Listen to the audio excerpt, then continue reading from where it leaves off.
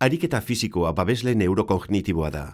Narriadura kognitiboa ekidin eta atzeratu egiten du, arrisku kardiobaskularreko faktoreen gainean duen eraginagatik, eta berez eragiten duen estimulazioagatik. Tresnarik onena da osasuna zaindu eta gaixotasunei aurre egiteko. Askoz ere garrantzitsuagoa da behin eta berriz egitea asko egitea baino.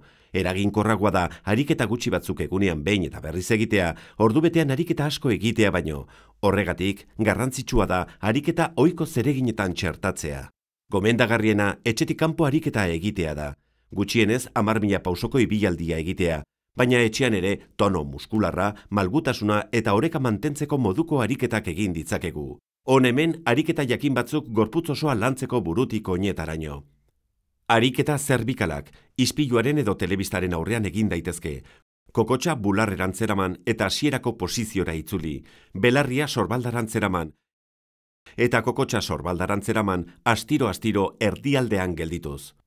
Sorbalda eta besoetako ariketak. Sorbalda mugitu gora eta behera. Atzerantz eragin. Eskuak sabairantz jaso. Ukondoak tolestu, pisuarekin edo pisuri gabe. Esku bat garondora eta bestea sorbaldara eraman. Eskuak zabaldu eta itxi. Gorputzen borreko ariketak. Aulki batean eserita eta sorbalda aulkian kontra jarri gabe, eskuak gerrian jarri eta gorputza aurrerantz eta atzerantz eraman. Alde batetik bestera. Eskuak elkartuta, ukondoak luzatu, gorputzen borra alde batera eta bestera biratuz. Hanketako ariketak. Eserita belaunak luzatu. Zutik gaudela, eserialdiak egin gorputza pixka bat aurrerantz tolestuz. Eserita, oinak kanpora mugitu, lehenengo bata eta gero bestea. Tolestutako belauna jaso, luzatu, berriro tolestu eta behera eraman. Oinetako ariketak.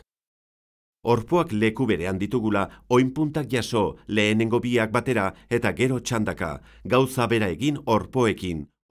Orpo punta egin.